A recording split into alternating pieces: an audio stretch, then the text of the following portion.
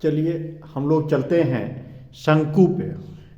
तो ये शंकु जो होता है ये इसका आधार है, और ये बीच वाला ऊंचाई, ये जो ऊंचाई है शंकु, इसको सीधी ऊंचाई यानी एच से डिनोट किया जाता है, इसको बोला जाता है ऊंचाई। ये ऊंचाई है, और ये ऊंचाई इसमें देखिए शंकु में क्या होता है, दो ऊंचाई होता है, एक टेढ़ा वाला ऊंचाई, तिर्यक ऊंचाई, एक सीधा ऊंचाई। ठीक है, तो शंकु में जो होगा दो ऊंचाई होता है, इसको एल बोला जाता है। इस ऊंचाई को, तिर्यक ऊंचाई को एल बोला जाता है, और ये सीधी वाली ऊंचाई को एच बोला जाता है, इसको त्रिज्या। शंकु में मात्र इतना पार्ट होता है। अब देखिए शंकु का क्षेत्रफल वक्रपृष्ठ का या संपूर्ण पृष्ठ का क्षेत्रफल कैसे याद रखें बिना फार्मूला याद किए हुए, ये आपको आराम से याद हो जाएगा। अब कैसे होगा देखिए, तो इसको याद करने के लिए सबसे पहला ट्रिक है। क्या ट्रिक है? पहले तो एक शंकु हम बनाते हैं। देखिए एक शंकु बना लिए। हम शंकु को इस प्रकार बना सकते हैं, एक शंकु,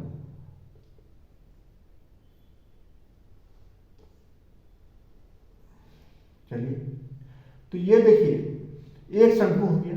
मान लिया जाए शंकु का बीच वाला भाग, शंकु इस आकार का है, तो बीच वाला भाग को कट किया जाता है। तो कट करेंगे तो कैसा बनेगा, ये एक त्रिभुज का आकार का बन जाएगा। ये बनेगा कैसा, ये त्रिभुज का आकार का। मान लिया जाए ये भाग है B1, ये भाग हम देते हैं नाम इसका B1, इसका देते हैं B2, इसका देते हैं B3। तो इस तरह का प्रकार से अगर हम काटते हैं तो ये आपका त्रिभुज आकार का, लगभग ये आपका त्रिभुज आकार का बन जाएगा। और छोटा काटेंगे तो और सीधा दिखेगा। तो ये सब काट के अगर हम जोड़ते हैं, मान लिया जाए सबको काट करके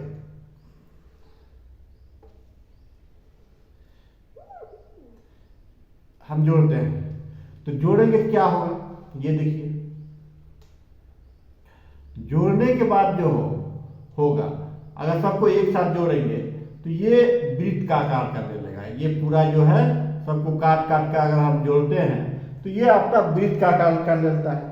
तो मान लीजिए पहला जो है B1 का भाग यहाँ जोड़े, फिर B2 का भाग ये है, B3 का भाग ये है, और ये जो तिर्यक ऊंचाई है, ये तिर्यक ऊंचाई सब में है। यानी सब त्रिभुज में, जैसे एक त्रिभुज हम बनाते हैं, इसका अलग से एक पार्ट काटते हैं। अगर ये B1 है तो ये तिर्यक ऊंचाई, यहाँ पर ये तिर्यक ऊंचाई L यहाँ पर हो जाएगा। यहाँ पर काटने के बाद त्रिभुज L, लेकिन ये रहेगा सीधा, यहाँ पर सीधा रहेगा। ये त्रिभुज काटने के बाद ये ऊंचाई L हो जाएगा, ये L हो जाएगा, ना कि ये बचेगा। ये नहीं बचेगा, ये L जो है बीच में आ जाएगा, इसका सीधा सीधी ऊंचाई है। क्योंकि ये ऊंचाई जो है, ये काटते हैं अगर त्रिभुज, तो ये आपका सीधा ऊंचाई यहाँ से यहाँ तक L है। यहाँ तो टेढ़ा है, काटने के बाद ये सीधा ऊंचाई आ जाता है, सीधा ऊंचाई में बन जाता है। तो त्रिभुज का क्षेत्रफल क्या होता है, देखिए त्रिभुज का क्षेत्रफल तो हाफ आधार गुना ऊंचाई, हाफ गुना आधार गुना ऊंचाई, ये होता है त्रिभुज का क्षेत्रफल। ये क्या होता है, त्रिभुज का क्षेत्रफल। अब देखिए त्रिभुज का क्षेत्रफल पहला निकालेंगे, हाफ B1 गुना L हो जाएगा। फिर दूसरा निकालेंगे, दूसरा त्रिभुज का, तो दूसरा त्रिभुज का हो जाएगा क्षेत्रफल क्या हो जाएगा, हाफ B2 गुना L। इसी प्रकार से तीसरा चौथा होते जाएगा। तो अब शंकु का क्षेत्रफल क्या होगा, सारा त्रिभुज के क्षेत्रफल का योग, यानी हाफ शंकु का क्षेत्रफल क्या हो जाएगा, तो शंकु का वक्रपृष्ठ का क्षेत्रफल, तो शंकु का वक्रपृष्ठ का क्षेत्रफल बराबर, तो शंकु का वक्रपृष्ठ का क्षेत्रफल तो क्या होगा, तो ये जो है सभी त्रिभुजों का योग, यानी सभी त्रिभुज के क्षेत्रफल का योग, क्षेत्रफल का योग। तो सभी त्रिभुज का क्षेत्रफल, यानी पहला त्रिभुज है हाफ, सब में है कॉमन ले लिए, B1 गुना L प्लस B2 गुना L प्लस B3 गुना L plus dot dot dot, जितना भी त्रिभुज बनेगा B1 B3, तो हाफ L कॉमन लेते हैं तो बचेगा B1 plus B2 plus B3 dot dot dot, जितना भी त्रिभुज ये बनेगा।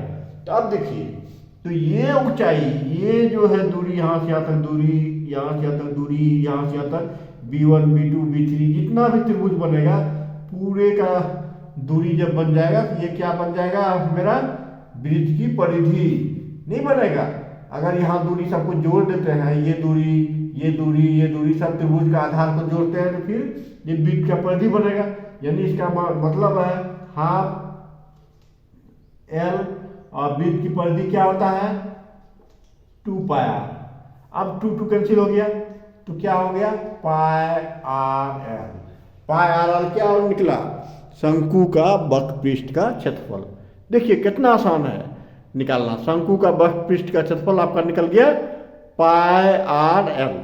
अब देखिए शंकु का संपूर्ण पृष्ठ का क्षेत्रफल, ये तो वक्रपृष्ठ का क्षेत्रफल निकला, तो शंकु का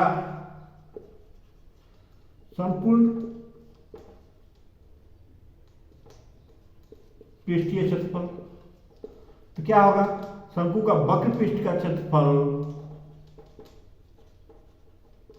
वक्र पृष्ठ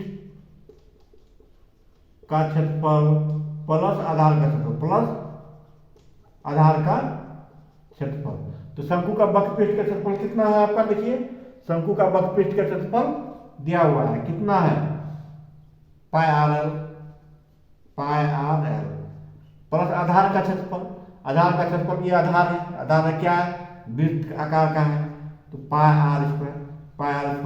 πr दोनों में है तो कॉमन ले लिए, πr दोनों में है तो यहाँ पर कॉमन लिए, πr कॉमन लिए तो L प्लस R या R प्लस L, दोनों एक ही होता है, L प्लस R। ये निकला शंकु का संपूर्ण पृष्ठ का क्षेत्रफल, πr L प्लस R हो गया संपूर्ण पृष्ठ का क्षेत्रफल शंकु का। अब एक ही चीज बचा, क्या बचा है कि शंकु का आयतन। देखिए आप शंकु का आयतन,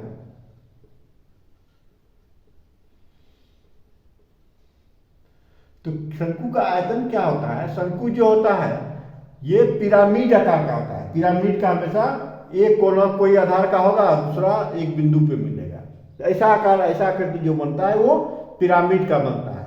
तो पिरामिड का हमेशा होता है 1/3 गुना आधार का क्षेत्रफल पिरामिड का और गुना ऊंचाई, ये हमेशा एक पिरामिड का आयतन का, जब भी आयतन निकालेंगे तो ये पिरामिड का यही होता है। यहाँ आधार क्या है, वृत्त आकार का है, तो हाफ 1/3 πr², और गुना ऊंचाई, ऊंचाई यहाँ तिर्यक ऊंचाई नहीं होगा, सीधा ऊंचाई होगा, इसका ऊंचाई सीधा होगा, यानी 1/3 πr²h। ये निकल गया मेरा शंकु का आयतन। देखिए कितना आसान हुआ, सिर्फ आप समझ गए और समझने के बाद ये आपको याद हो गया। तो शंकु का आयतन निकल गया। यदि आप मेरे चैनल पर नए हैं तो आप मेरे चैनल को लाइक एवं सब्सक्राइब कर दीजिए। बस आज के लिए इतना ही, next topic in next class. धन्यवाद।